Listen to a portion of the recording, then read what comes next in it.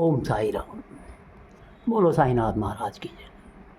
प्रिय भक्तों, बाबा के पावन उपदेश, उनकी लीलाएं हम सारांश में सुनाते रहे हैं।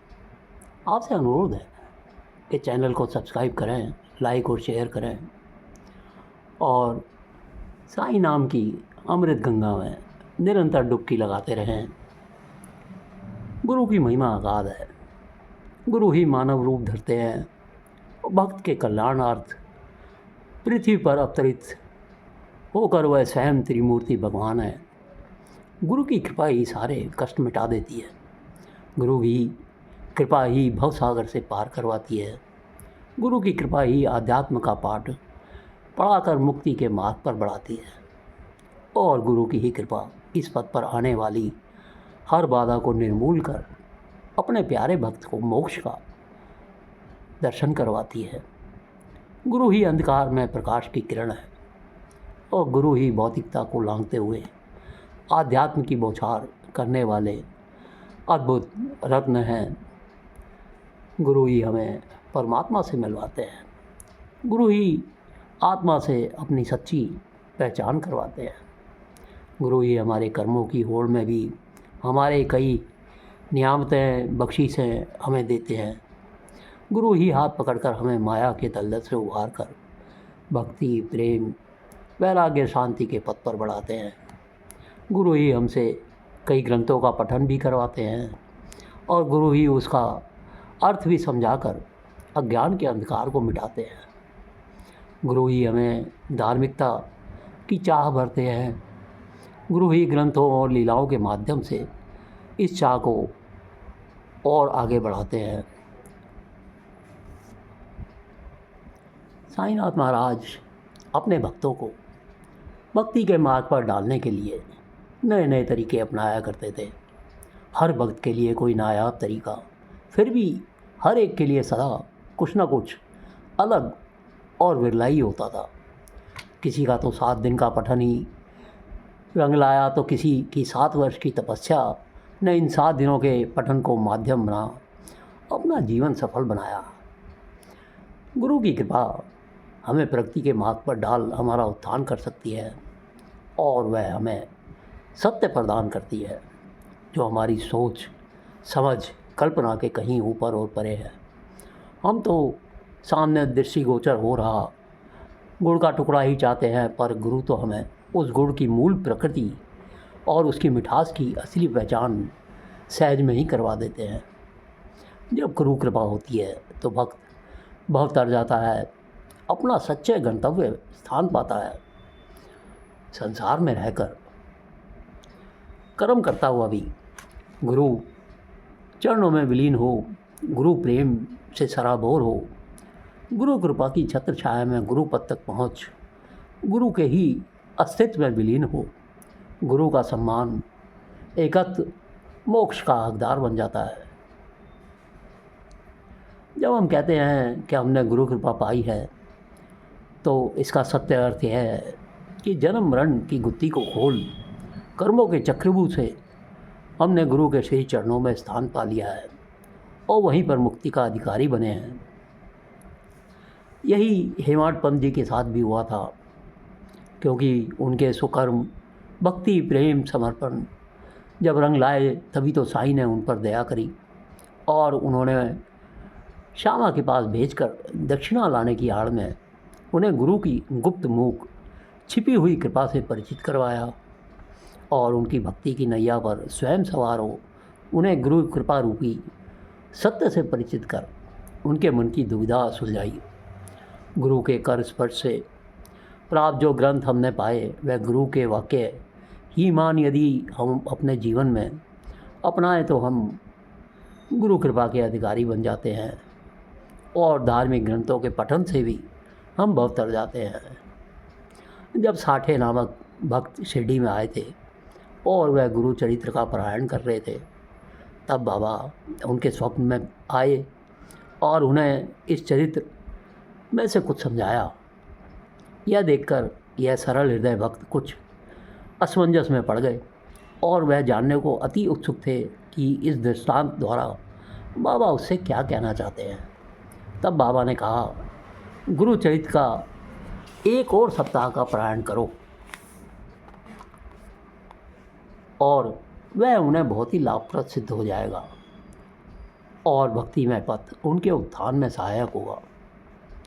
परमात्मा साईं द्वारा कहे गए विश्वास के यह शब्द सुनकर हेमाड पंत बहुत ज़्यादा दुविधा में पड़ गए कि एक भक्त के 7 दिन के पारायण से उसे सहज में ही वह प्राप्त हो जाएगा जिसके लिए हेमाड पंत स्वयं कब से प्रतीक्षा कर रहे थे।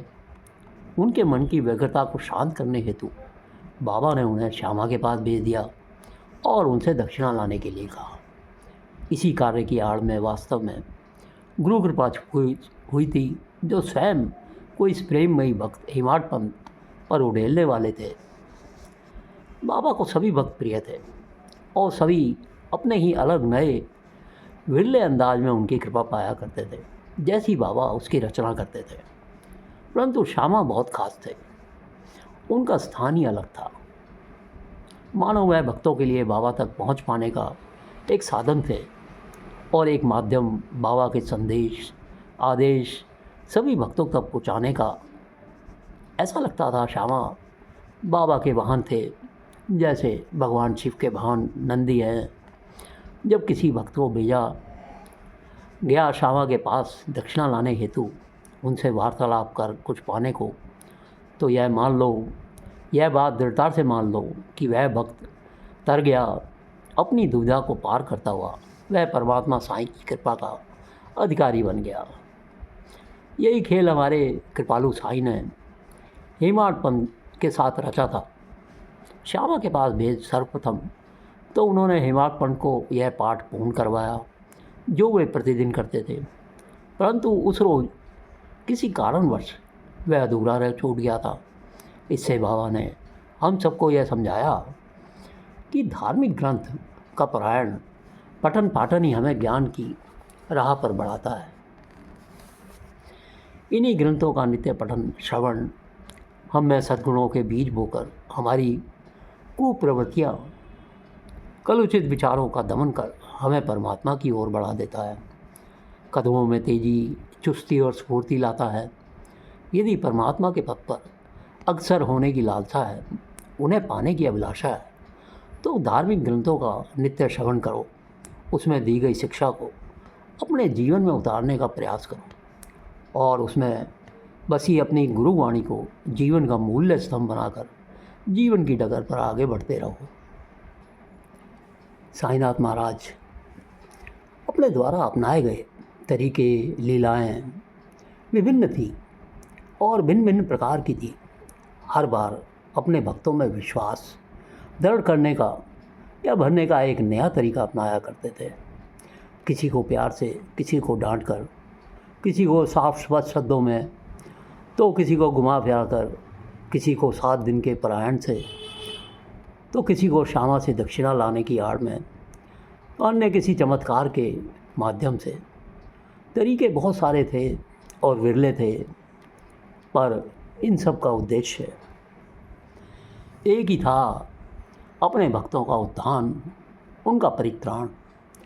बाबा द्वारा अपनाए गए तरीके वैसे तो कई थे जो काफ़ी साफ, सरल और स्पष्ट हुआ करते थे, परंतु यह उलझा हुआ मानवीय मस्तिष्क सभी कृपा भरी लीलाओं को आसानी से समझ नहीं पाता है और एक न एक तरीके में उसके मन में शंका उत्पन्न हो जाती है, भले ही वह बड़े से बड़ा ही बाबा का भक्त क्यों न हो।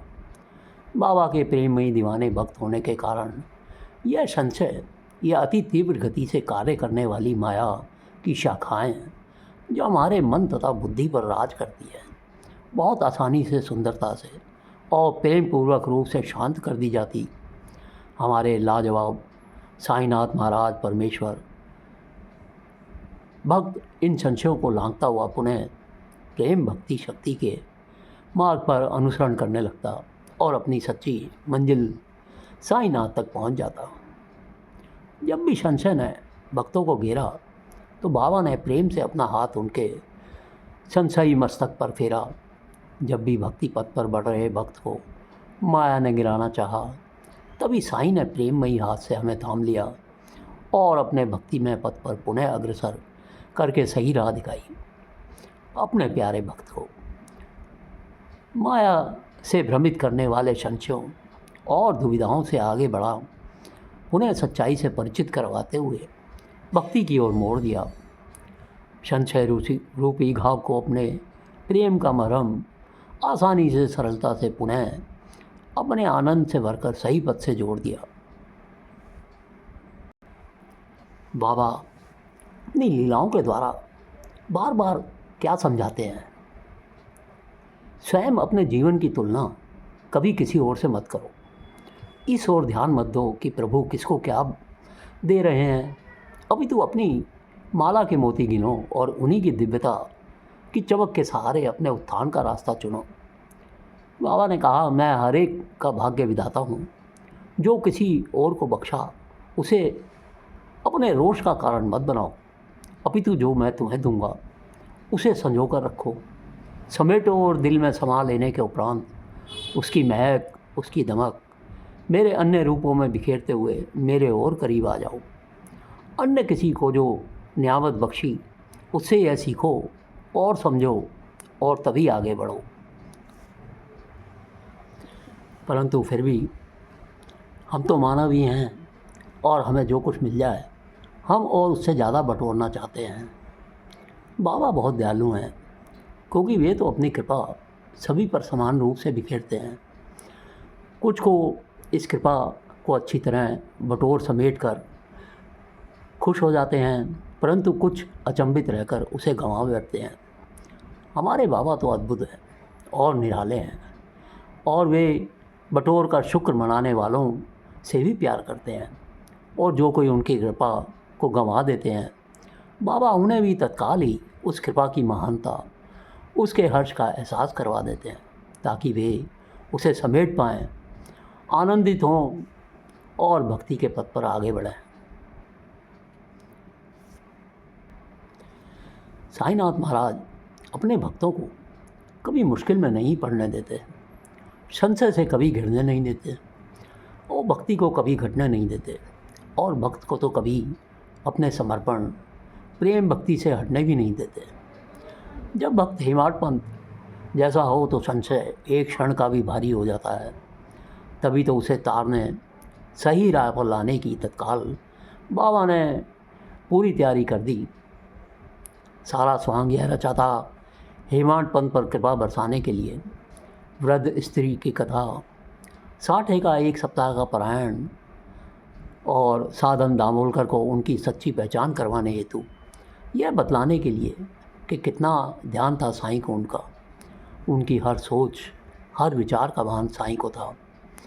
यह तो भक्त भी न जान पाए कि कितना ध्यान रखते हैं गुरु हमारा हेमाड पंत पर कृपा बरसाने के लिए, जिसमें साठे को भी साईं बाबा की कृपा का अपना निराला अंश मिला, और उस वृद्ध महिला को भी साईं की कृपा वाणी से बहते अमृत का स्पर्श और हर्ष मिला। बाबा का हर भक्त उन्हें प्यारा था। हठ योगियों के हठ को उन्होंने पिघलाना आता था। धार्मिक ग्रंथों का पारायण करने वालों को प्रेम से पारायण करवाना भी उन्हें आता था। पारायण का फल भी बांटना उन्हें हर्षाता था। फिर हेमाड पंत जैसे भक्त के हर संशय को अपनी कृपा की धारा में समेटकर उन पर अपनी कृपा की अमृत वर्षा का कलश उड़ेलना उनके हर्ष को बढ़ा। यह कृपा कैसे बरसी कि हेमाड पंत जी ने साईं सच्चरित्र जैसा महान ग्रंथ बाबा की कृपा से लिखा। जब भी संशय मन को सताए या माया के अनगिनत रूप हमें अपनी प्रेम और भक्ति की राह से हिला दें, तो एक नियम बना लें, केवल साईं के नाम को लगातार अपने मन में जय बनाकर बसा लें, और जो हो रहा है उसे उनकी कृपा जानकर अपना लें। व्यग्रता को पूर्ण विश्वास से उनके श्री चरणों पर अर्पण कर दें। अपनी सोच वाणी व्यग्र मन स्थिति को पूर्ण रूप से उनके कमल चरणों में अर्पण कर दें। बस इतना ही कार्य कर शांति से बैठ जाएं और उन्हें अपना कार्य करने दो। श्रद्धा और धैर्य से उनके किए को आगे बढ़ने दो, और देखो कमाल हमारे साईं बाबा का चमत्कार उनका देखते ही देखते चिंता संतोष से हार जाएगी, हर्ष उदासी को स्थान ही न दे पाएगा और संशय पर दृढ़ता का झंडा गाड़ दिया जाएगा। भक्ति प्रेम का रस जीवन में ऐसा सुनहरा प्रकाश लाएगा कि भक्त तू कब माया के शैतानी चंगुल से निकलकर भक्ति प्रेम परमात्मा या आनंद की पराकाष्ठा सीमा को छू पाएगा और पता भी नहीं चलेगा। यही है गुरु कृपा का हर्ष और यही है इस साईनाथ का जादू। कर्मों का जंजाल तो परमात्मा को नहीं छू सकता है। भक्तों के उत्थान हेतु ही वे एक मानव चोला धारण करते हैं और कोई भी आकार हो वह कर्मों की डोरी से बंधा रहता है, जबकि यह भी सत्य है कि प्रभु को कर्मों से नहीं बांधा जा सकता। अतः प्रभु के अवतारी स्वरूप द्वारा किए गए कृत्य कर्म नहीं, लीलाएं कहलाई जाती हैं। दूसरी बात यह है कि हर कृत्य, हर चमत्कार, हर शारीरिक कार्य के पीछे परमात्मा का कोई गूढ़ रहस्य संदेश के रूप में छिपा रहता है। यह होता है कोई गहरा दिव्य संदेश। परमात्मा का यह संदेश एक मानवीय मस्तिष्क धीरे धीरे सभी बेपर्दा कर पाता है जब वह बार बार लगातार प्रभु की लीलाओं का पठन, श्रवण, मनन, गुणगान करता है। और सबसे ज़रूरी, जब परमात्मा की उस पर कृपा होती है तब परमात्मा स्वयं लीलाओं के पीछे छिपी दिव्य प्रभा सच्चाई को हमारे समक्ष बेपर्दा कर देते हैं और तब हमारा कल्याण हो जाता है। प्रिय भक्तों, बाबा के पावन उपदेश मनुष्य का कल्याण करने वाले हैं। इनको अपने जीवन में लाकर और नित्य प्रति बाबा का नाम और उनका गुणगान करके हम अपना कल्याण निश्चित रूप से कर सकते हैं। ये भक्तों, चैनल को सब्सक्राइब ज़रूर कीजिए, लाइक और शेयर कीजिए और नित्य प्रति हर पल बाबा का गुणगान करते रहिए। ओम साई राम, ओम साई राम।